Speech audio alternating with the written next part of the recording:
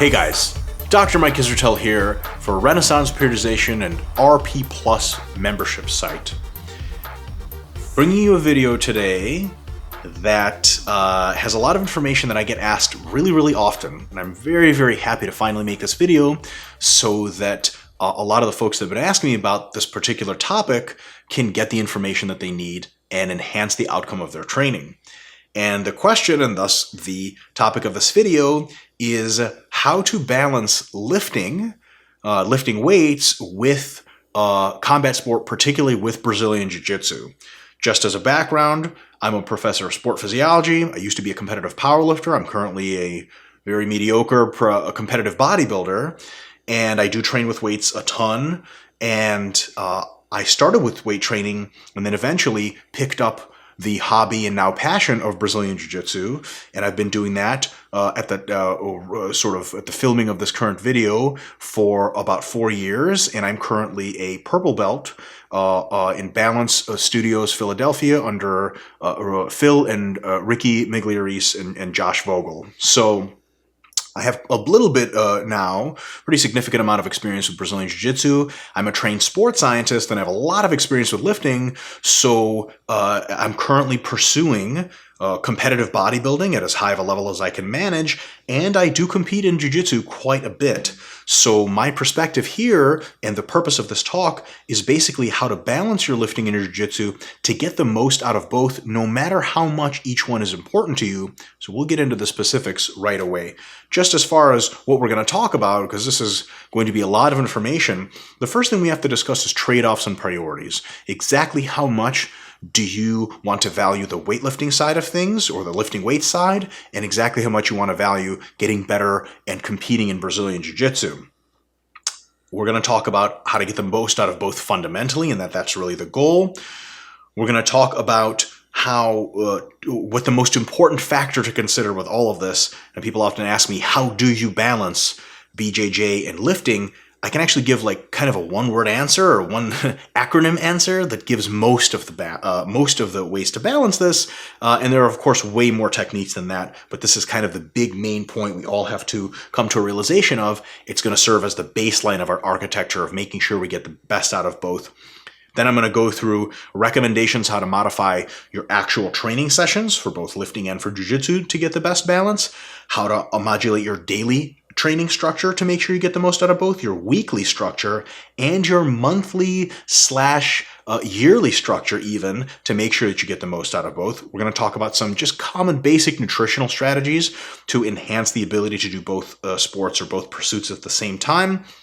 Then we're going to talk about two kind of extreme cases. One case is sort of in depth with a good list of recommendations for both. One case is going to be that if you are really just invested in the sport of Brazilian Jiu-Jitsu, you are not a weightlifter, you have no plans on competing whatsoever in strength sport or weightlifting sport at all, you just want to use weight training to make you a better jiu-jitsu player for your competitions. We're going to talk about how to basically arrange some things to make sure you're getting the most out of your weight training if jiu-jitsu is your number one goal. On the other hand, we have the opposite end of individuals that are competing in strength sport regularly, whether it be physique sport or any of the barbell sports or strongmen, and they are interested in dabbling in Brazilian Jiu-Jitsu, possibly exploring it as a hobby, but want to make sure that the Jiu-Jitsu minimizes its effects as far as limiting them in their current strength sport or physique sport participation. So we're going to have a lot of recommendations for you folks that want to try Jiu-Jitsu but don't want it to mess up your sport or want it to mess with your sport minimally.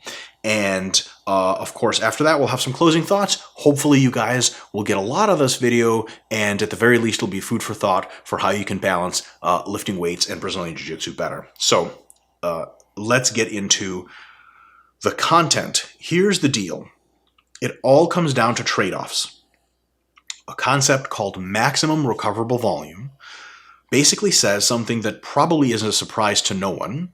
It is that the amount of total training you can recover from, let's say per week, is capped. It is not an infinite number. There is some amount of training which would be too much, and if you did more than that, you would get worse instead of better, or at the very best case, just stall out.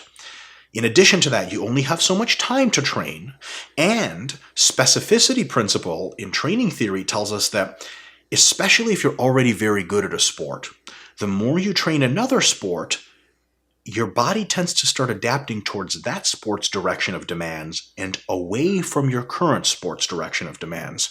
So that fundamentally, if you want to be the absolute best, whatever it is you picked, you've got to focus pretty much all, if not the vast majority of your training on that goal. And then if you take two goals at a time, you're going to reach a divergence at some point where you're going to have to make some trade-offs of, do I really want to be that much better at lifting weights, for example, or that much better at Brazilian Jiu-Jitsu?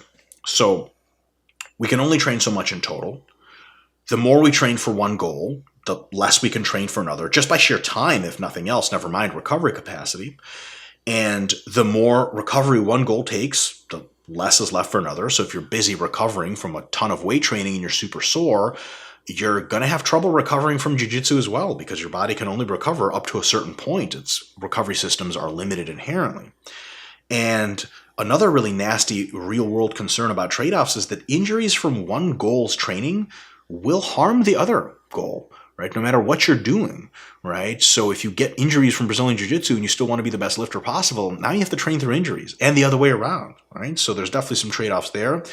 And the specificity thing is that the more we want to excel at one goal, the less that takes us away from the ability to apply truly excellent, exactly specific training to what it is we're also training for. So for example, yes, lifting weights for jiu-jitsu makes you stronger, which is better for the sport, but what if you're a physique athlete and you're using time you could have spent resting instead to train calves? I mean, does calf training have a lot of transfer to jiu-jitsu? I would argue it's almost none. I mean, do you have really, really big calves, and that's what's going to, allow you to do really great guard passing? Probably not. So there are some things that even in lifting just don't transfer to jiu-jitsu and vice versa. So we have to be mindful of that, and we have to prioritize. What does that really mean exactly? For those reasons, because we're fundamentally working with limited resources, but unlimited desires, unless you don't want to be the greatest possible lifter and jiu-jitsu practitioner ever, which is, I think all of our sort of, none of us would really scoff at that if a genie granted us that wish. We have to choose because of those constraints. And here's what we have to choose from basically 5 points on a spectrum. And here they are. So you may want something like to be the very best possible at lifting. Thus, I would highly recommend you do 0 Brazilian Jiu-Jitsu, because anytime you're on the mat is at the very least a potential for injury risk. And even if someone wrist locks you really quick and then you can't bench a little bit, or if you slip on the mat during no-gi and it's wet and you tweak your knee, if someone's really wanting to be the best power lifter ever and they're damn close, I would tell them to stay the hell off the mat. People get hurt on the mat. It's not what the mat is for, but that still happens. So at the very least, if we want nothing to do, or if we have everything to do with being as great as we possibly can and put everything into lifting, jiu-jitsu is not a good idea. If, on the other hand, we can go up the spectrum a little bit, we might want to be really good at lifting, but just dabble in jiu-jitsu a little bit. That's a fine trade-off to make. It's going to come with different arrangements of training, etc. We might want to kind of take the middle of the road where we want to be pretty damn good at both. Me personally, I'm somewhere between B and C. I'm somewhere between those last two, where I want to be really, really good at lifting and dabble in BJJ / pretty damn good at both. That's a fine thing to want. Sort of point D here, the fourth option, is you want to be very good at Brazilian Jiu-Jitsu, but still pretty strong, sort of over and beyond your BJJ game. Like, you'll see guys and girls at the, literally on the mats, between rolls or after rolling or before the instructor has arrived and they're warming up, talking about how strong they are and how much they can bench and do pull-ups. And they'll talk about it in a not that this helps my jiu-jitsu game, but kind of as like for its own sake, like, I want to be able to do 10 pull-ups. And I've said to them, like, to make your game better. And they're like, no, I just kind of want to be strong. Like, yeah, I know it'll help my game, but I just want to be probably a bit stronger than maybe even would help my kind of game. And there's nothing wrong with that. It's just another trade-off. And the last kind of trade-off you can make, the very end of the other spectrum, is to be the best BJJ player possible. And then you have no interest in lifting outside of the fact that it's able to increase your BJJ performance. In that case, you actually are recommended to do lifting, so there's not getting any away. You still need to lift if you want to be the best BJJ player possible. But your lifting is going to be very limited, and we're going to talk exactly much later in this lecture about how to do that and how that's going to be structured. So Really, really clear. You don't have to choose any one of these in particular, but you gotta choose at least one at a time. So if your goal for the next 3 months is to be as good at jiu-jitsu as possible, then you gotta structure your training and your trade-offs to fit that. If your goal for the next 3 months is to just dabble in jiu-jitsu with a minimum impact on your lifting, which is very serious to you, you gotta structure your training for that and everything in between. So everything starts with these priorities. But no matter the choice you made, you still want the most total. So the sum of jiu-jitsu excellence plus lifting excellence is still going to be hopefully about the same no matter which priority you choose. You still, even if you want to get amazing at lifting and just pretty good at jiu-jitsu, or the other way around, or 50-50 of both, you still want the most out of everything, and that's totally cool.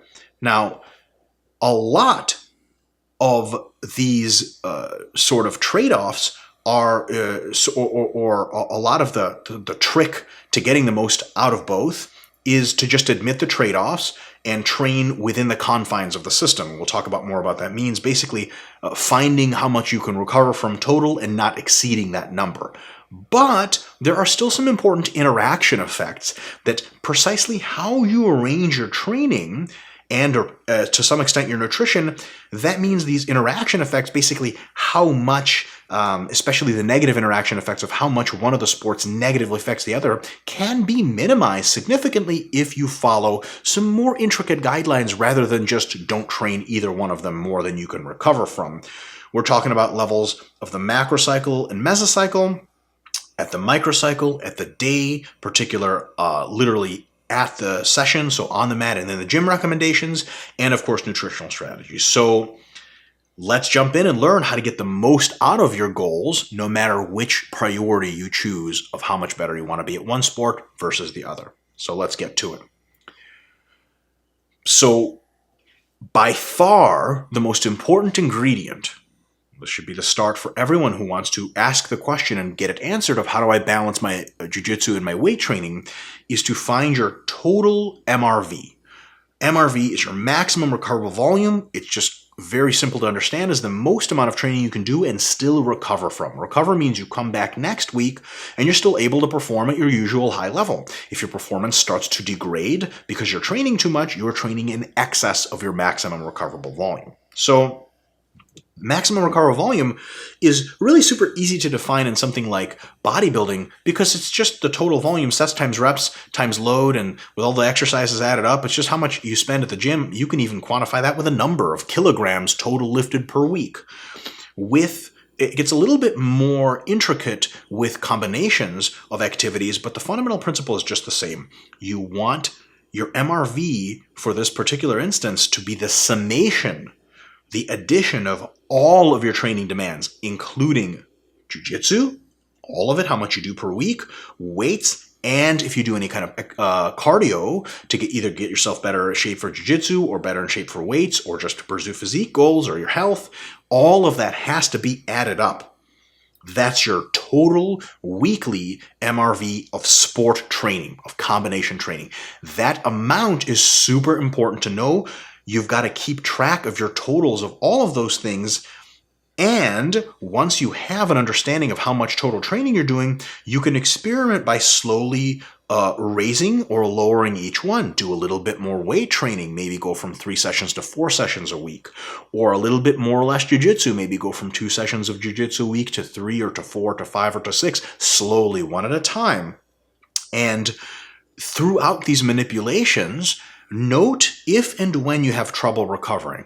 And the way you do that is usually your performance drops off. It's going to be very clear on the mat. You're going to start to not do so well in your matches. You're going to feel really, really beat up, really tired. And you can be very honest with yourself about how your rolls are going and especially about how athletic you're feeling. Super easy to keep track in the weight room. Are you hitting the numbers you want out of the progressions you've built in your routine? Or are you undercutting with your progressions by a long shot and maybe even regressing and doing less weight or less reps or less sets than you could previously? When you make note of those alterations, then what ends up happening is that you find out kind of your usual limit, right? You notice that, okay, if I stack 4 lifting sessions per week, pretty hard ones, with 4 jiu-jitsu classes, with 4 cardio sessions, that's about my MRV. Like, I can train just a little less than that, pretty sustainably, no big deal, make great gains. But if I go to that number, I can only do that for a week or two until I burn out. And if I go above that number by a long shot, I can't even make it a whole week until I start to feel really, really beat up and my performance really is degraded over the long term. So get to know that understanding for yourself, that total summation of how much training in the weight room, on the mat, and in cardio that you can do and still recover from. Know that number pretty well, and you can absolutely subtype if you're more advanced. Okay, so that means if you want to track your lifts not by session number, but by total volume of sets times reps times weight, maybe even times distance, totally cool. If you want to split up your jiu-jitsu into counting number of live rolls, plus counting technical sessions or time spent on the mat drilling technique, that's totally cool. If you want to track your cardio by duration and intensity, not just by how long, or the length of the cardio, like how many meters you covered, not just by the amount of time you spent doing it, that's totally fine. But remember to have that general understanding, even if it can be more specific, but it should at least be general, of how much you can do and still recover from. When you have that understanding, basically that's your usual limit. Work almost all of your training within it. It's okay every now and again for a week at a time or so to hit that limit, but you should really be at that limit or below for almost all of your trainings. It's okay to train a little bit less, sometimes considerably less, especially if you're really beat up, but it's almost never a good idea to train more than your MRV. So as long as you know what about your MRV is of everything combined, and you keep it to that. So for example, if it's a 1-to-1 trade-off in your experience, like a hard rolling session is about as hard as a hard lifting session, if you've had 4 hard rolling sessions this week, or you have them planned because maybe there's a new instructor in town, or you're visiting a friend who has a great jiu-jitsu school and they do open mat all the time, maybe instead of lifting 4 times a week like you usually do, if you're doing 1 extra roll that week, maybe you can, or 1 extra rolling session, maybe you can go to 3 days a week of training. Those kinds of adjustments mean that all of your training is within your ability to recover and not excessive to it. As long as you're doing that, you are taking care of a huge fraction of the trade-off. I mean, this is a huge part of the trade-off. More of one thing, less of another, so on and so forth, bounded by your total ability to recover. Now, because details matter, once we're already, if you're not doing this part, all this other stuff I'm going to tell you is barely going to make any difference. But if you're already very adept at gauging your recovery, knowing how much is too much and how much is good, anything less than that, then you can be really starting to focus on exact recommendations to do in the session, over the course of the day, the week, and so on. So here they are. First of all, some recommendations for you for designing your training sessions to get the most balance out of both. So number 1, and some of this is going to be really obvious stuff that if you've been involved in jiu-jitsu for a while, it's going to be pretty obvious to you. Some of this, if you've been involved in lifting for a while, it's going to be pretty obvious to you. But a lot of you folks that are starting lifting because you want to get better at jiu-jitsu, even though you've been rolling for a while, or a lot of you that are starting to roll for the first time or for the first month or for the first year and have been lifting for a while, this could be a pretty good revelation. So number 1, you're going to get really strong in the weight room. That's what the weight room's for. Don't use jiu-jitsu training as an opportunity to increase your strength. You don't need that. Jiu-jitsu training is going to be what improves your technique, so don't muscle stuff on the mats. If you know that you're going, let's say, against a weaker opponent, and you're trying to get a guard pass that you know is sloppy and you shouldn't be getting it, they're just weak, don't muscle through it. If they do the right techniques to try to stop you and you can just bulldoze through them, don't do that. Turn your strength down a little bit, switch your pass or improve your passing technique to get the pass the right way so that you learn more. Because when you come up against a really strong opponent, you won't be able to bulldoze through them and you'll have to know that technique anyway. And because you get your weight training at the gym anyway, there's really no point of muscling people outside of a few case scenarios that I'll talk about later. Number 2, when you're doing your jiu-jitsu techniques, even in live rolling, you might want to use something like 75% strength, right? Use your technique primarily use speed and use endurance in training. Now, the thing is, for a lot of us meatheads who are transitioning into jiu-jitsu, that sucks because it takes away one of our biggest weapons that we have. But the real question you have to ask in jiu-jitsu is, are you there to learn to become better and ultimately more effective, or are you there to score ego points by beating up white belt girls or something like that? And there's people that do that stuff all the time. So what you want to do is cap your strength to maybe about 75%, to still use a good deal of it, because we'll talk about in specificity, that's what you're going to have to display on the mat eventually in competition. But most of the time, just cap it at about 75%, really focus on technical perfection or execution with good technique, speed, because the faster you put your techniques on someone, the less likely they're going to react properly, and thus they're going to pay for it by losing out on that particular situation. And endurance. What does endurance mean in training? How do you train endurance in training?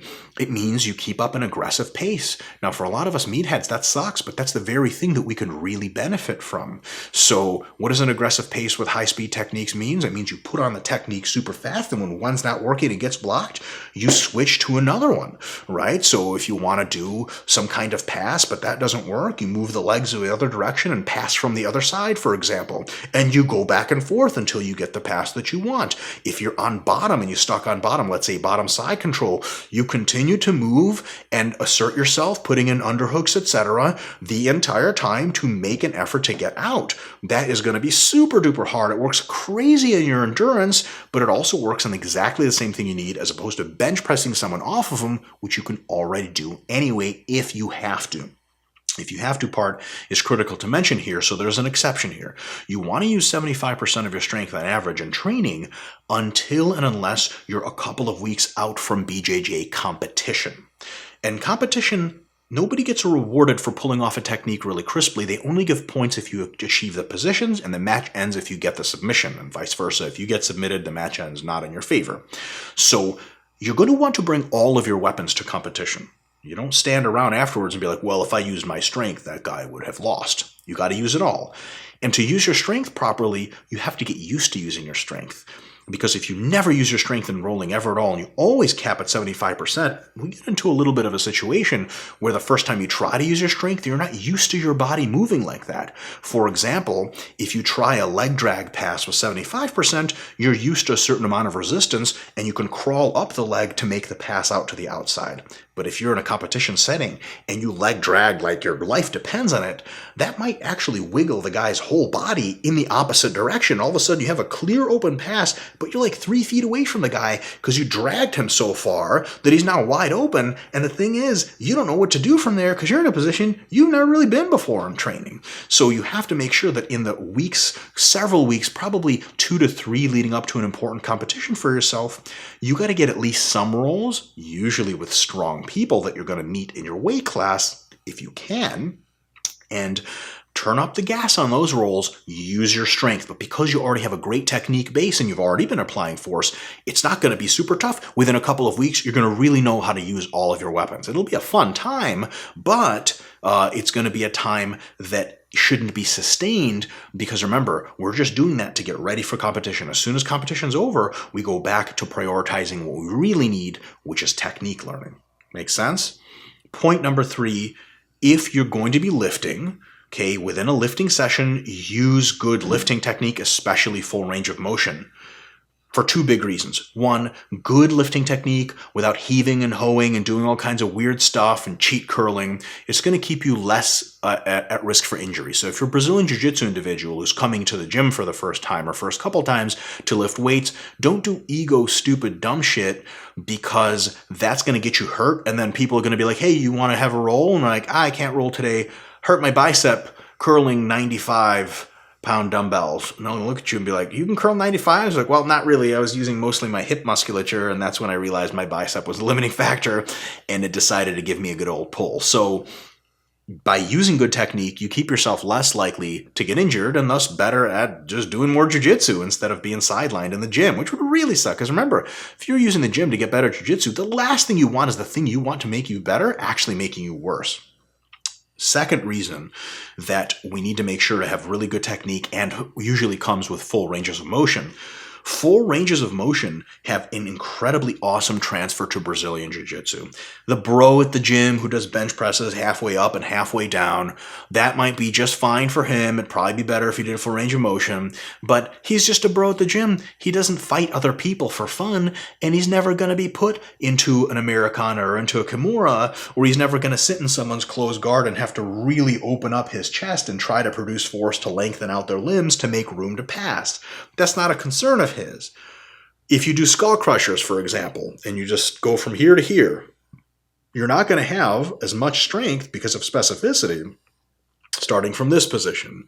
But where do you start from if someone passes your side control and you've got your guard up? You're right here at the very bottom of your skull crusher ability. And if you're not, that person will push you to the very bottom of your triceps range of motion. So if you're lifting in the gym, if you do full range of motion, full squats, especially for your berimbolo and bottom players, if you do full squats, full pull-ups, bent rows, all the way stretching and all the way to the chest, full range of motion bench presses, overhead presses, tricep moves.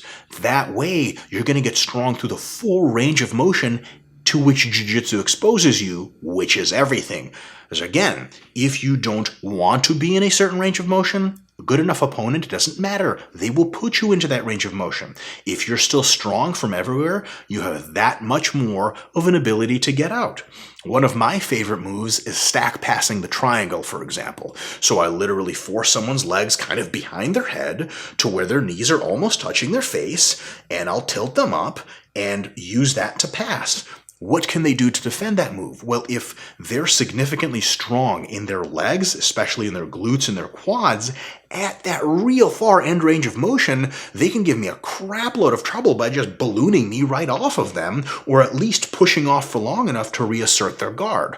But if they don't squat in a full range of motion, if they don't do lunges in a full range of motion, if they don't leg press, letting their knees come all the way down and outside their chest, when I put them in that range of motion, even if they're pretty strong through some range of motion, they're going to be very exposed. And I've literally felt that before on people. Pretty strong people, I put them in an awkward position. I can guess that they don't train with a full range of motion. But when you are going up against people that train with a full ROM, not only are they more effective against you in a variety of positions, but their ability to be a pain in the ass to defend things you thought were a sure thing are really, really awesome. Full range of motion training, super highly recommended for that reason.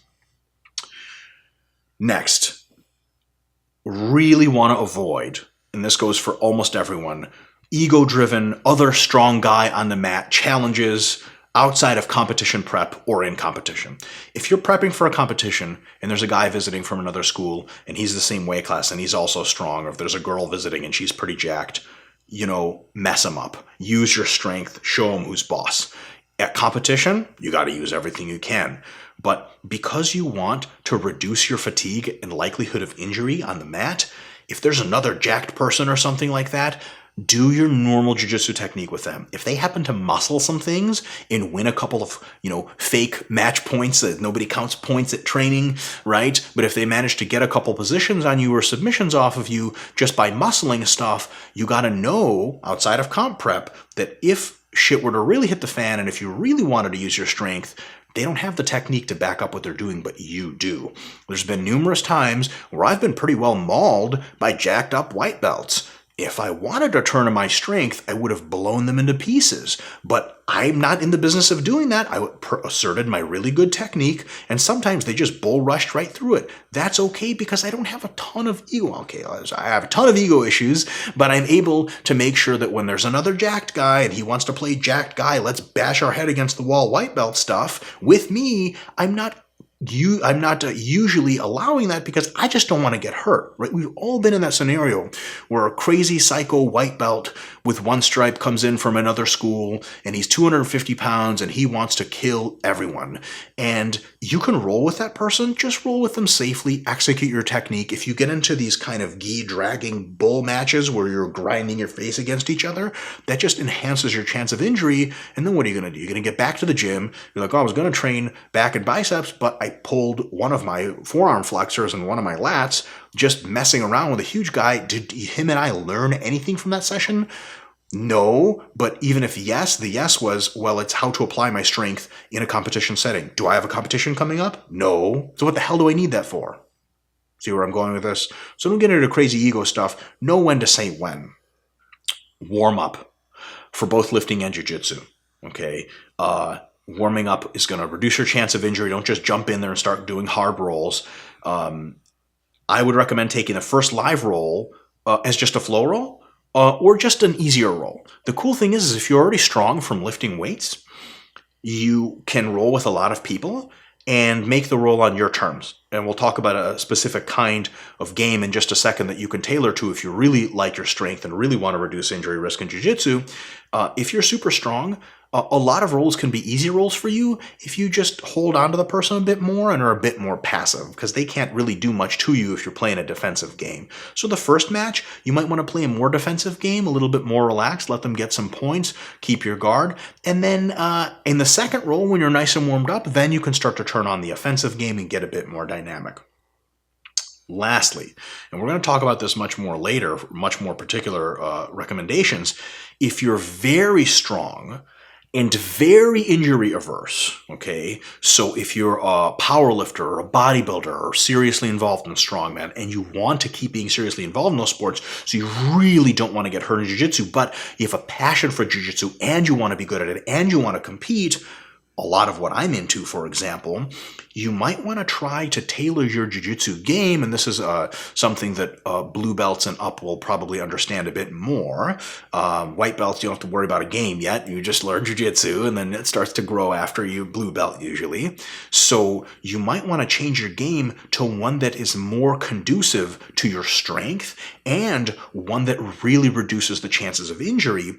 And that's what I would call one of my teachers, Dr. Jen Case, also another one of our consultant Renaissance. She's a black belt under Jason Bircher in Kansas City. She's won Pan Ams before at other belt ranks and Masters Worlds. And my current coach, Josh Vogel, so Jen Case calls this the barnacle game, like, you know, that thing that sticks to ships and moves really slowly. Or my current coach, the great Josh Vogel from Balance, what he calls the sloth game. And it's basically the same jiu-jitsu as everyone else plays, but it doesn't have a lot of open, dynamic guard passing, not a lot of crazy upside-down antics. It's not super fun to watch. It's actually kind of boring to watch this kind of game unless you're a jiu-jitsu player, and especially if you play the game. That game relies on strength and meticulousness of technique to stay really close to your opponent and crawl up them in strategic ways, occasionally getting a bit more dynamic, kind of taking what you can get and scooting and freezing. Taking what you can get, scooting and freezing. Creating an opening, scooting and freezing. That way, you're not on your feet a ton. You're not passing super dynamically or sweeping super dynamically. It's the dynamic stuff that works really well, but has a really much higher chance of getting you hurt. If you really don't want to be messed up by jiu-jitsu, but you really want to do it and your lifting super important, try to work in elements of that slower, more meticulous game. Your strength is going to come in super handy because you're going to be able to crawl up people real slow and they get real claustrophobic because they can't do anything about it. It's on your terms now. It really does favor your strength. But because it's a slower game and because you don't open much distance between you and opponent, your chance of injury goes down a lot. A consideration if you really, really value your lifting and really don't want to get hurt from jiu-jitsu. Keep that in mind. We'll come to it later. So that's for session structure.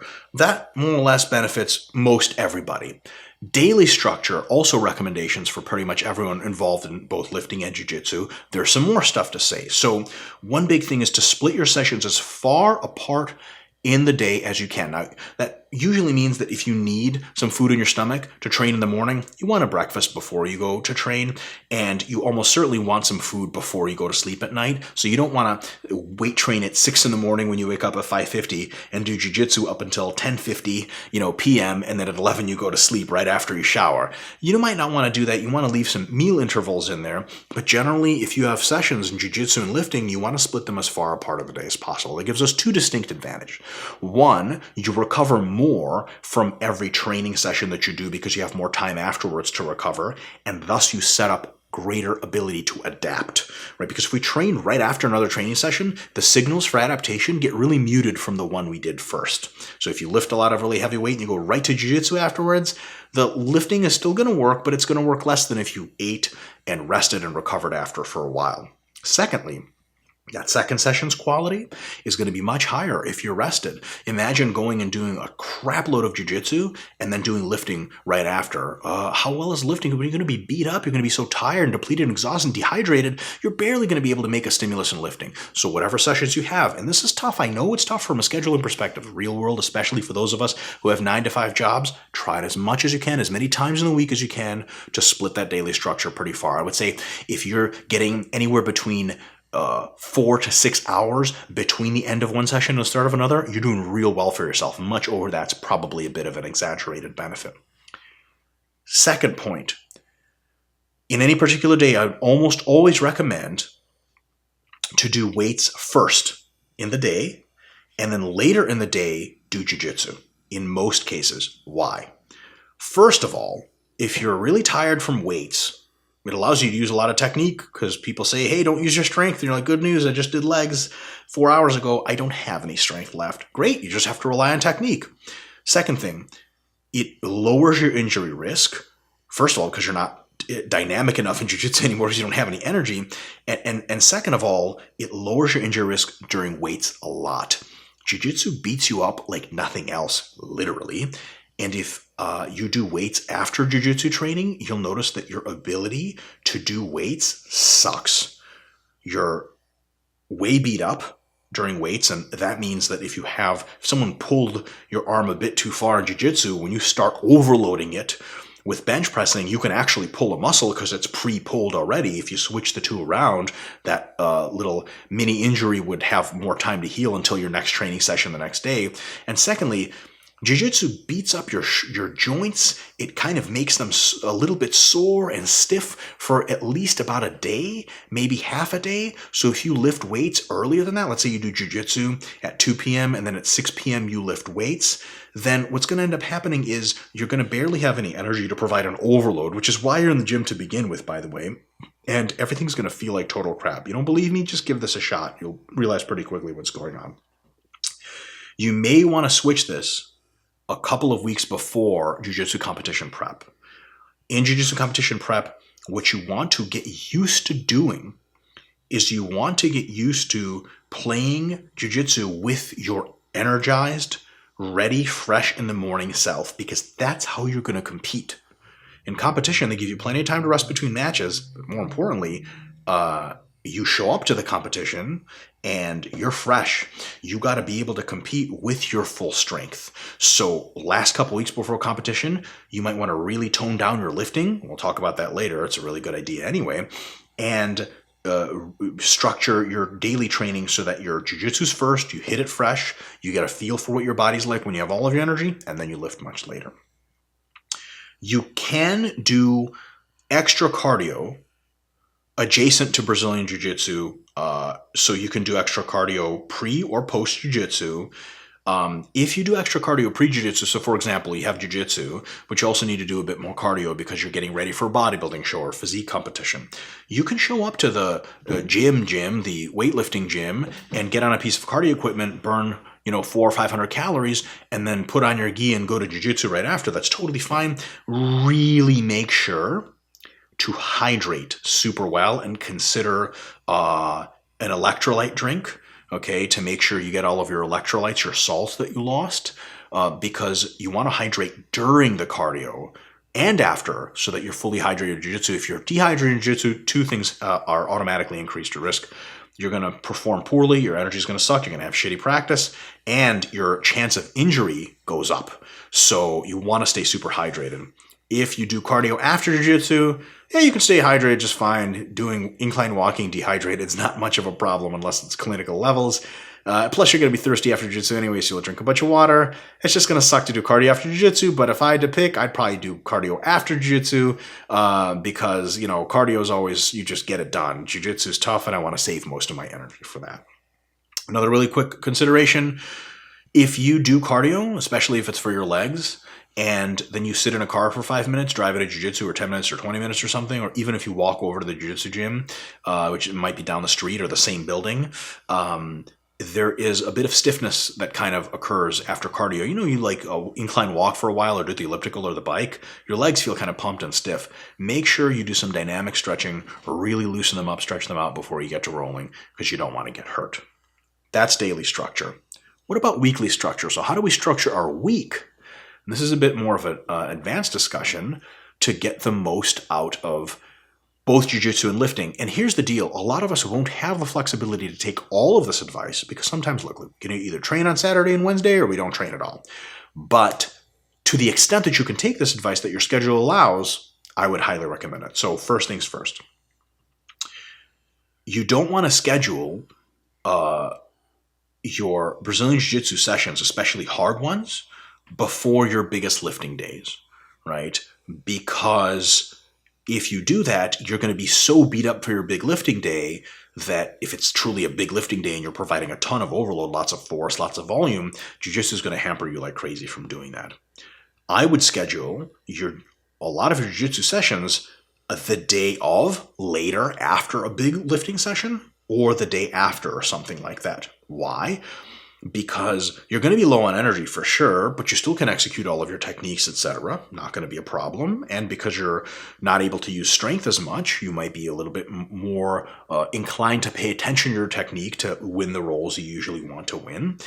And in addition to that, you are giving time. So basically, jiu-jitsu is going to mess you up a ton anyway. And if you train your heaviest sessions really so the day of, a couple hours after you do your heavy lifting, and then a couple hours after you do your hard jiu-jitsu stuff, your hardest of the week, or you do it the next day, that gives you that couple of days to get really messed up so that the rest of the week isn't going to be as messy for you and you have a distinct time to recover. That brings us into point 2, is they should probably have, or at least strive for, some semblance of 3 distinct parts to your training week. Part 1 is where you do your hardest lifting and your hardest jiu-jitsu, all in the same stretch of 2 to 3 days. I know, it sucks. It'll be tough times. The second part of your week should be moderate weight training, the stuff that's not as hard, and moderate jiu-jitsu, maybe more drilling, some lighter rolls, something like that, to start bringing fatigue down or at least not increasing it any further, but getting in more good work. And lastly, the last part of your week, or however you choose to structure it in the sequence doesn't really matter. You want to have a time for either distinctly very easy lifting / jiu-jitsu, only drilling or only technique learning, no rolling, or maybe just super easy flow rolling, or with lifting, super light, super low volume stuff, and a total day off. And I would recommend at least 1 day off from everything, jiu-jitsu and weights, in the week. That allows for the following to occur. Your fatigue and stimulus will peak at some point in the week. That will have a distinct time to drop off and really, really reduce. And then you can hit it again and go back, hit it again and go back. And that's a principle of training we call SRA, stimulus recovery adaptation.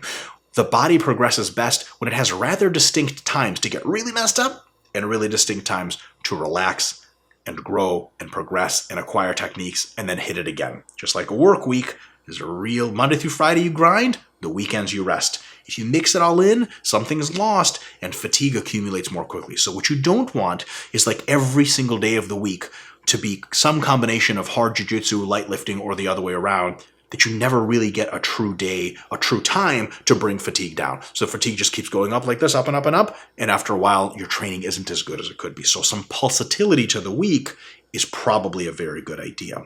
So if you are an advanced individual in Brazilian Jiu-Jitsu, you really value BJJ, you can change this a little bit. So you have part of the week that is hard BJJ training and easier lifting, because your hardest BJJ training is going to require amazing recovery session to session, day to day, and you don't want to mess that up with lifting. So you're going to want your easier lifts to be there. Then you're going to want part of the week that has moderate jiu-jitsu for you, so more drilling or rolling against easier opponents, and your harder lifting. So we're kind of have this balance here, but you still want a part of the week that has full rest days and or very easy training. So instead of having a boom, boom, boom kind of setup, if you're really advanced in jiu-jitsu, maybe you can have a boom, super hard rolling, hard lifting plus easy rolling, because the lifting is not going to be nearly as hard for you as your rolls are if you're really advanced. And then you have your off and off days and light training sessions. Basically, if all this is exceedingly complicated, what you can always take away from it is this: have distinct times in your week that are easier and distinct times that are all around harder. That's going to be much better than having everything spread out completely evenly, which is a temptation, but it's the wrong temptation. All right, so an example of that, and you're going to be able to see this on your screen hopefully, is just a sample. This is not a golden schedule. This is not Dr. Mike Israetel's secret sports science jiu-jitsu schedule. This isn't even my schedule. I made this up on the spot. Just an example of how you can apply this. So Monday, Tuesday, we squat and we bench and weights early in the morning or something like that. Later in the day, we have hard rolls in jiu-jitsu. This might include class and then open mat or after, or it can just be 2 open mats or something like that, whatever your schedule allows and whatever your actual jiu-jitsu facility allows.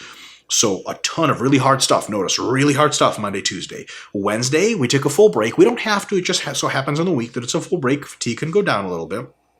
Thursday, we have deadlifts and lower body accessory, which is really hard stuff, and a little bit of easier rolling and drilling. And then on Friday, we have upper accessory. Notice that Thursday and Friday, so Monday, Tuesday, that was hard stuff, total. It was really hard.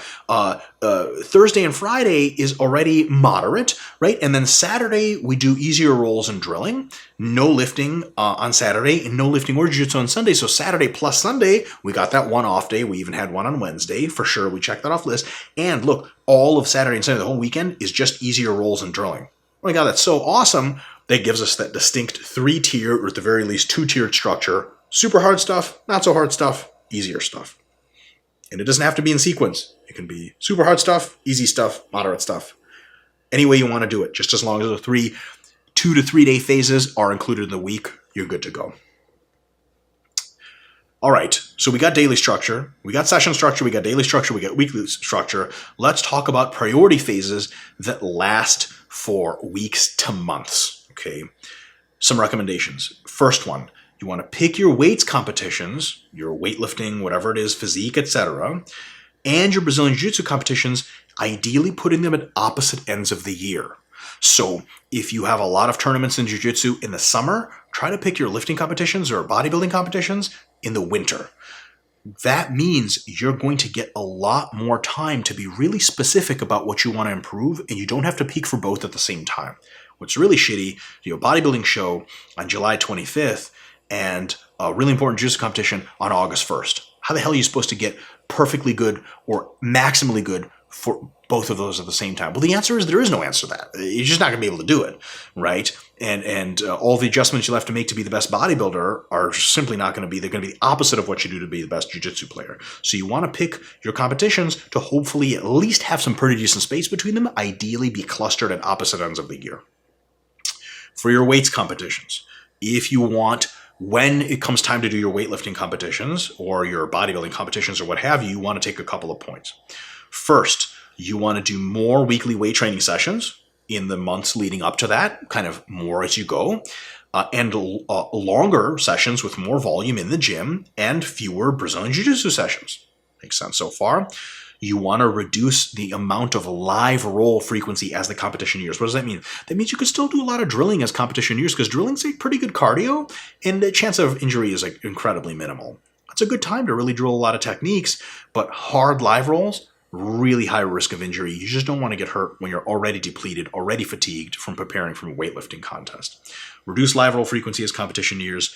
Reduce live roll intensity. So even if you do take live rolls, which is totally cool, don't go all out nearly as much coming up close to a weightlifting competition or a bodybuilding competition. 1 to 3 weeks out of your meet, in which you're going to be competing in physique or strength sport, I would recommend eliminating live rolls altogether. So if you're going to come to jiu-jitsu, just drill. No live rolls. You don't want to chance it. Can you imagine spending 6 months preparing for a strongman contest and then pulling your bicep in a live roll a week out? That would be terrible. You just pissed away 6 months of training. For what? They don't just move the competition, 5 days later to let your bicep heal. It's on that day. And if you're not ready on that day, too bad. You got to come next year or pick another competition altogether. If it's BJJ competition season, you're peaking for Jiu-Jitsu competitions, here's how you do it. You do more Brazilian Jiu-Jitsu, weekly sessions. So maybe you usually train 3 times. You want to train maybe 5. The sessions can be longer. You take more rolls. You can reduce the number of weightlifting sessions you have. Maybe you usually train with weights 4 times a week. Now it could be 2 or 3. And you have less volume in each weight training session, so you want to take exercises out, take sets and reps out, so you really have just the core of maintaining your physical abilities versus improving them in the gym.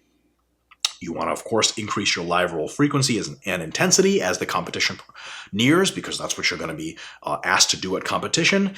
And the week of competition, so you can train all the way up to the week before your competition, the week of should be incredibly easy lifting. So if you compete on Saturday, which is pretty typical in Jiu-Jitsu, Monday and Wednesday, you want to have 2 sessions, each one of which, on average, would be about half the normal amount of weight you lift for like half the sets and reps. Very low volume, it should feel literally like a warm-up, just to keep you limber.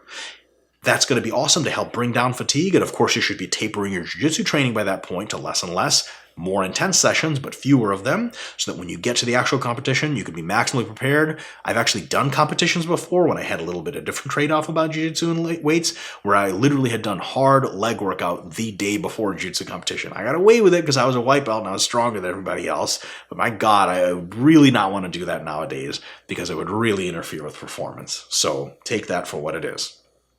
All right, so we got through the training stuff. Nutritional strategies. What can we do as far as super basics? If you guys really want to know more about nutrition for performance, pick up the Renaissance Diet. I'm the first author on that. A really good understanding of performance nutrition from that. It's a little bit dated at this point. We're going to be issuing volume 2, sort of a second edition within a couple of months of this filming. So by probably about December 2017, the volume 2 should be out, and it should be a really good book. Here are just some really good basics to go by nutritionally for jiu-jitsu and weights combination. So first of all, you want to stick to the basics. That's number 1. Gram of protein per pound of body weight, enough carbs to fit your training needs. If you want more details, they're in the Renaissance Diet, and enough fats. And here's the deal. If you are lifting for just recreation, then you don't hit your macros and stuff all the time. You eat enough calories. You don't eat regularly. You don't eat good foods. You just look not as good as you could have, or even you look just as good as you could have, but your progress isn't that fast. And no big deal. You don't really lose out on much. If you are a jiu-jitsu player and you value jiu-jitsu a lot, every time you're not as good on your diet as you could have been is an opportunity for you to get better faster that has been lost. And when you get beat next time, maybe it will be tomorrow in your open mat, when that one big brown belt smashes you again, you could have not been beat, or been beat not as badly, or even won, if you consistently applied nutrition and stuff. It's very easy to talk combat sport athletes into doing good nutrition and stuff, because it's less of you getting literally messed up. All right, and more of you winning. You like to win more. You like to be good at what you do. You like to get on the mat and actually produce. Follow your nutrition basics at the very least. Doesn't mean you have to get psychotic about everything, but at least get the basics in. Secondly, timing is usually not very important with regards to training. But in 2-time-a-day training, especially if you have weights in the morning and jiu-jitsu in the afternoon or something, it gets to be pretty damn important. So, at the end of training for that first session, consider a carb protein shake to begin to replenish your glycogen stores, to mute catabolism, to set you up to recover really well for that second session. In between those sessions, you might have, 1 to 3 meals. At those meals, have lots of carbohydrates. Keep your fats relatively low and have plenty of protein. That allows you to replenish your muscle glycogen stores, which is a stored carbohydrate that allows you to perform more highly on the mats, be explosive, be dynamic, and have exactly what we want for jiu-jitsu, which is high-intensity endurance. It means you can continue to be powerful and explosive over and over and over for a 6, 7, 8-minute round, which is exactly what you want. If you are on a low-carb diet, which you should not be doing for jiu-jitsu basically ever, or if you don't eat a lot of carbohydrates after you train with weights and before you get to jiu-jitsu, your performance is going to suffer. So make sure you eat plenty of carb-containing meals. Last tip for this one, don't go to sleep without getting some protein and carbs post-training, and especially if you have training the next morning. So for example, if it's Tuesday night, and Tuesday night you have a bunch of rolls, Jiu-Jitsu, 9 p.m. is when you get out, 9:30 is when you're showered and ready to hit the hay. And then next morning at 7, you have a big lifting session, for example, or a pretty important lifting session. If you don't get a lot of protein and carbohydrates after that jiu-jitsu before you go to sleep, your recovery is going to be seriously impinged, and you're just not going to perform at that session the next day like you like, kind of no matter what you have for breakfast, pretty much. After jiu-jitsu, I know a lot of these sessions are later at night, you're home, you're tired, you might not even be hungry.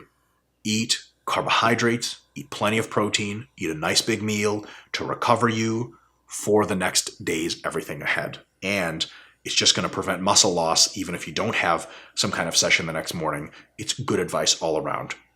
I would almost never get home after a training session and just go to sleep. Bad idea. Stay awake for a bit, eat, then go to sleep. You'll be just fine. Supplements. There are no magic supplements. So if you're looking for something like, do I have to take this and that to recover? The answer is no, it doesn't exist. Eat mostly healthy foods, which means what? Eat your diet centered around veggies, fruits, whole grains, lean proteins, and healthy fats.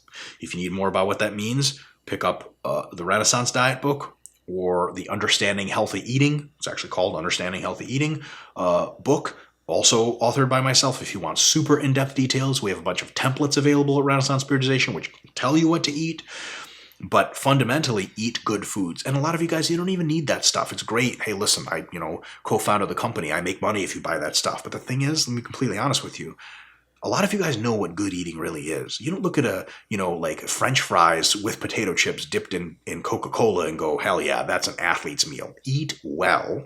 You'll get so many vitamins and minerals that and all kinds of nutrients that your recovery, etc., and performance will be pretty close to maximized anyway without any kind of exotic supplements. And there are some supplements you can take that work, but nothing crazy. If you're looking for the big crazy thing, you might as well stop now. Lastly, pre, during, and post Brazilian Jiu-Jitsu and weights, hydrate and consider an electrolyte beverage. Electrolyte beverage allows you to really fully rehydrate, including all of your salts as well as your fluids. What I mean by pre is if you are driving to Jiu-Jitsu, start sipping on your electrolyte beverage, get a couple of big gulps down before you roll. Because a lot of rehydration, once you're already dehydrated, takes like 30 minutes or an hour, and you're done with practice by then. During practice, in between drilling and the open mat rolls, after your warm up before drilling starts, take a bunch of big gulps of that electrolyte beverage. You should probably finish about half of it by the time you get to rolling. And then in between rolls, you can sip on it, etc. But remember, sipping on a beverage between rolls doesn't really do anything, unless you're rolling for 2 hours straight, doesn't really do anything to enhance your performance or keep you hydrated during those rolls. It's already designed to rehydrate you for after you're done. That fluid's only going to start getting into the actual muscles much later. The hydration you have for those rolls, and that determines how well they go in part, is the stuff you do before you get to jiu-jitsu class, during jiu-jitsu class, in the early phases. So make sure to stay on top of your hydration. If you don't really feel like drinking a ton of water and you're like a little thirsty, and there's another half hour until live rolling starts, that's when you drink. Don't be like, I'll be okay, because 2 or 3 matches into live roll, you're going to be toast, and then what are you going to do? It's too late to rehydrate, because that's going to take 30 minutes to do. All right. So, last 2 main slides to get through, main points to convey to you. If you're really focused, if you're on one of the extremes, and you only want, if you're watching this video because you want to be the best jiu-jitsu player you can, you have no special attachment to lifting, you're just doing it to get better at jiu-jitsu, we have some cool recommendations for you. So here they are. In your weightlifting, weight training program, you want to design it to have the big compound movers, pushing, right? Exercises that push, exercises that pull, flexion of the trunk, extension of the trunk, movements, pushes, and pulls of the legs in addition to the upper body. Those are the exercises that are going to make you core strong, annoying strong, painfully strong. You've rolled against people like that where you're like, fuck, I can't do anything to this person. I hate that they're super strong. You can be that person, not if you do alternating bicep dumbbell curls and side raises and look in the mirror and check yourself out, but if you do the hardcore heavy basics. Examples: This is not a complete list. Squats, incline presses, pull-ups with weight, deadlifts, rows, lunges, upright rows, dips, things like that. If you can get strong, not for reps, but for weight on those exercises, you're going to be at a huge advantage. That's where you want to put most of your lifting focus. I'll say it again, and this is point number 2. You want to focus on strength. That means most of your lifting should be in the 4 to 8 rep range and be challenging in that rep range, and you want to get stronger in that rep range, right? 4 to 8 rep sets for the most part, because you'll get your endurance while you roll, okay? If you get just strong, when you combine that with your endurance and rolling, you're going to start to be very, very dangerous. Another quick recommendation for folks at a high level of jiu-jitsu: eat more to get bigger. You don't just lift weights to get bigger. You actually need more food. And eat a little less to get smaller, and let that process take your time. Let it take time, because if you want to drop like 20 pounds in a month to make the next weight class, you're going to lose a lot of muscle. You're going to generate a lot of fatigue. You're going to suck much more. If you have 20 pounds to lose, take 3 months. Lose it before the competition starts so you can slowly guide yourself in, get used to rolling at your new body weight. Then you'll be much better. Same with gaining. Let it happen slowly. There is more advanced nutrition and training recommendation available for very advanced individuals. We could do specific hypertrophy phases, diet-specific lifting, but get these basics down first before you advance yourself into more intricate strategies. As far as how much lifting to do, and this is kind of the last point, 4 sessions per week of lifting, maybe 45 minutes to an hour long each, perhaps 2 lower body, 2 upper body sessions per week, or 4 whole body sessions, is excellent. More than enough of what you'll need to sort of help your jiu-jitsu game along. If you're lifting much more than that, you're just kind of lifting for its own sake at that point and not maximizing mat time for your total MRV to spend more time getting actually better at jiu-jitsu by rolling and drilling. 4 sessions per week is great. If you can only do 3 and fit it in, that's totally cool too. In the final several weeks of tournament prep, I would take that down to 2 sessions. Still train hard and heavy in those 2, but then you're just training to maintain. As soon as the meet is over and you take a week of rest or something, you go back into training, work back up to 3 and 4 sessions a week. You'll be getting stronger and more annoying for your competition. Now, a lot to say about this one. If you are really involved in lifting and you want the most you can out of lifting, if you're a bodybuilder or a weightlifter or anything and you're at a high level of competition, then how do you go about involving yourself or training jiu-jitsu if you want jiu-jitsu to minimally impact your lifting? You don't want to get hurt. You don't want to get fatigued. You got big lifting plans, but you also want to give jiu-jitsu a shot, and it's a passion of yours maybe. Couple of tips, 8 in particular. Number 1, this is a painful tip. You want to prioritize technique class over open mat rolling.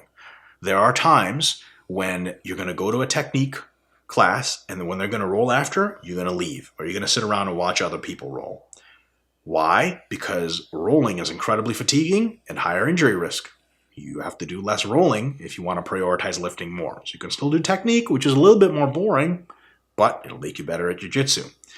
You're going to drill plenty, which again is boring, more boring than rolling, and you're going to roll less in general. Okay, the more you roll, good hard rule, the more you roll hard, the more energy you sap away from your lifting progress, and the more likely you are to get hurt, and that's going to screw you over in lifting too. That's point number 3 is when you do roll, and this is kind of a weird one because you might be a super jacked person, choose on average to roll with smaller and less aggressive training partners. Basically people that won't get you hurt as often. And roll in kind. Which means what? You're jacked, all right? Don't use your strength and weight like a psycho and get people hurt or just be mean. And what I'm not telling you to do is to seek out the teeny tiny lower belts and just smash them to bits. Seek out the smaller lower belt ranked individuals, or even just the smaller individuals at high belt rank that know how to flow roll and know how to not be nuts. Roll with them on a technical level, cap your strength, and make sure that you're getting good rolls and you're nice and kind and respectful to them and you're not hurting them just like you don't want them to hurt you. Avoid most of the time rolling with the person in class that's 200 pounds and goes to Pan Ams every year at jiu-jitsu and wants to tear everyone's head off because he also fights MMA. That person's awesome. That's the lifeblood of the sport. But that might not be a good idea for you to roll with them all the time because they're not trying to get you hurt. But if you want to up to their level and give them a good shot, you may get hurt in the process. Point number 4, you want to cap your strength at about 50% at all times. Because remember, you're involved in lifting, you're really strong to begin with. 50%, that sucks. You can't really show off.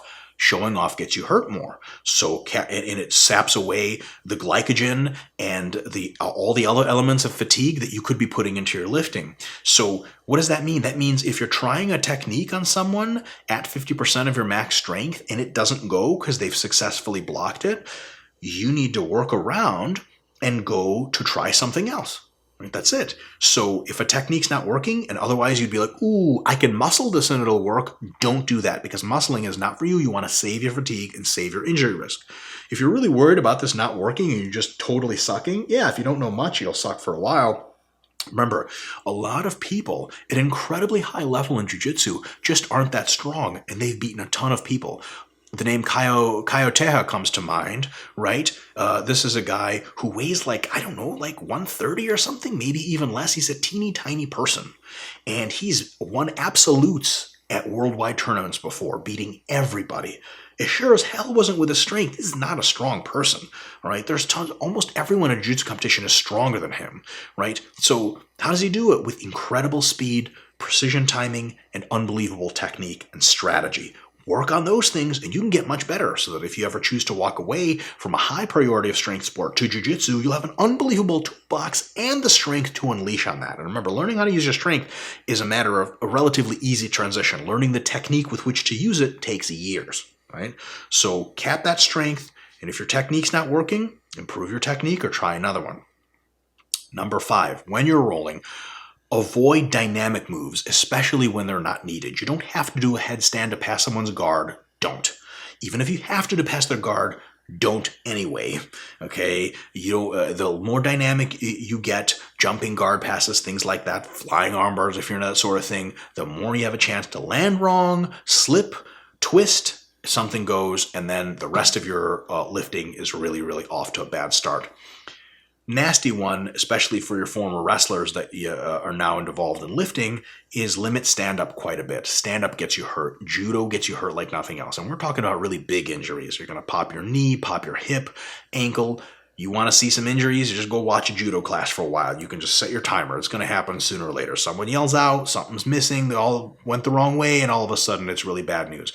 If you need to do like 4 squatting sessions a week because you're a weightlifter, you do not have any time to be getting ACL tears doing judo.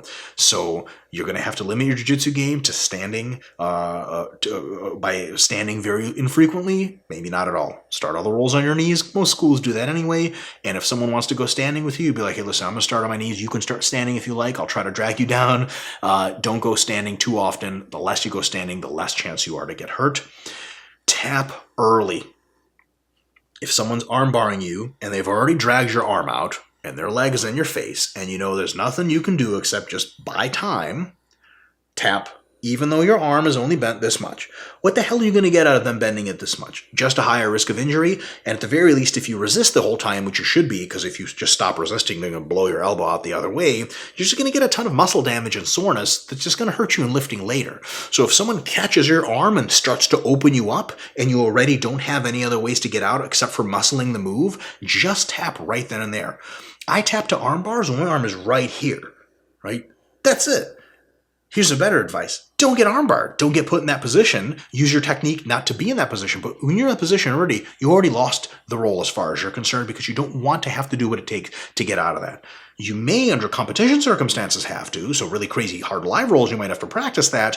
But if you really want to minimize your chance of injury because you really want to be as good as you can at your weightlifting or your body composition sport, you want to make sure you tap super duper early.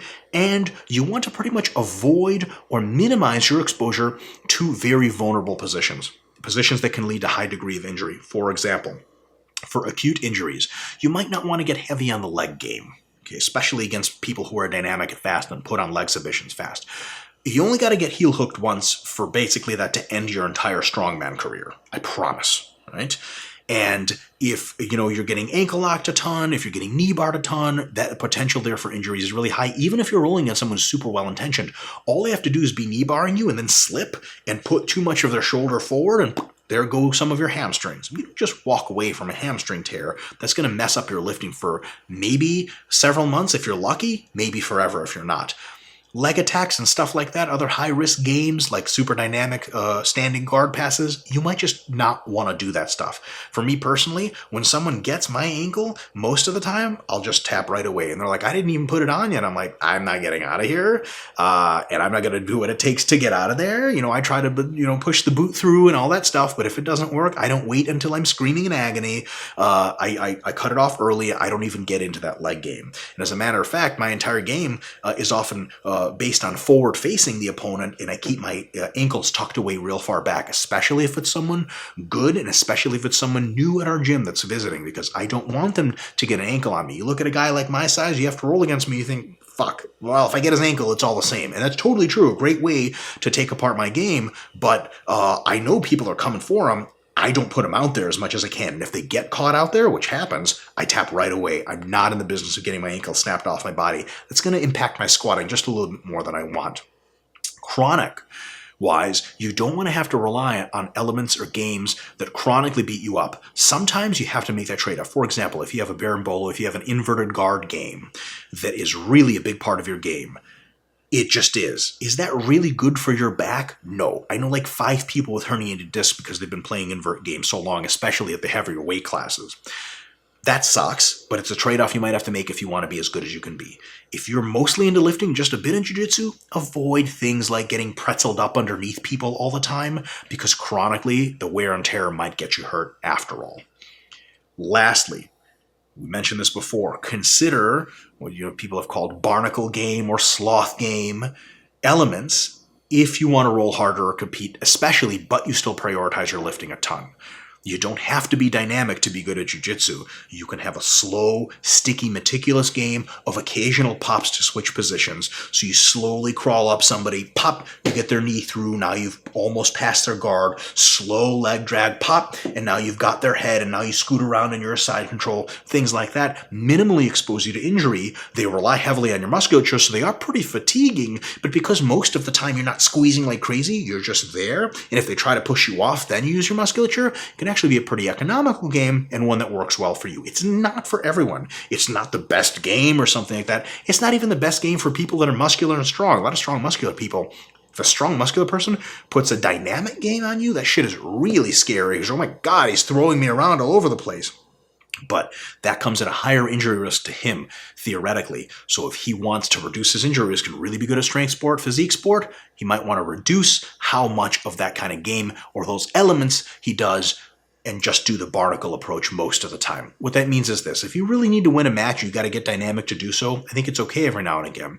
But if you have the choice to do a slow crawl pass, sticking close to that person's body, and that's open, or a super crazy dynamic pass, and that's open, and you tend to take the dynamic passing more often, you're putting yourself at a risk you may not be comfortable with. So, closing thoughts to wrap this up. Hopefully you guys got a lot out of this. Here's the deal. Never kid yourself. It's always about trade-offs. People say, well, how much should I train? As much as you can, brother. The more the better. False. If you can't recover from training anymore, you're doing too much. So if you want to add lifting into your already insane jiu-jitsu schedule, you're going to have to cut some jiu-jitsu out somewhere. If you want to add jiu-jitsu to your already insane lifting schedule, you might have to cut some lifting out somewhere. It just has to happen. Do your best when you can. Okay? Train well. Eat well. Do so intelligently, and you'll get a lot of benefits no matter which path you choose. Another tip that we didn't go through, but it's a really good idea to mention, take active rest 1 to 2 times a year for about 1 to 2 weeks at a time, which means you get away from both lifting and jiu-jitsu about twice a year for 1 to 2 weeks at a time each time. Just, to use... So a euphemism that, Nate Diaz once said is playing touch butt in the park, right? You can just run around and have fun and don't do anything super physical. Stay off the mat, stay out of the weight room. If you're in the mat or the weight room, just do the easiest stuff ever. Let your body really heal for 1 or 2 weeks, especially after big important competitions, so that you can reset your body's the number of injuries and little ticks and twitches that it has back to close to zero and get another productive 6 months to a year of training. If you're hurt, stop doing what makes it worse. I've seen people with their arms taped up doing jiu-jitsu, totally fine if that taping up your arm doesn't hurt your shoulder. But I've seen guys wince in pain and still show up to jiu-jitsu practice. Let your injuries heal before you start hurting them more, because there's nothing worse for an injury than re-hurting it over and over when it's still not healed, because that exaggerates the healing process months and years, possibly forever. It just may never be the same shoulder again because you started on it too early or you never quit. So if you're hurt, stop doing what makes it hurt. Do something else or nothing at all if everything makes it hurt. Fundamentally, use your brain, not your ego, and do what's right. You have a lot of information now. I'm sure you've had a ton before. You know your stuff really well. A lot of the times, jiu-jitsu and lifting and the combination is about doing very intelligent sports sciencey things. But I think more of the time, it's about not doing dumb shit you already know is dumb shit. You just let your ego get the best of you. Save your ego for competitions. Stay ego-free on the mat. Do the best kind of training. Eat well. Thanks so much for tuning in. Folks, see you on the mat.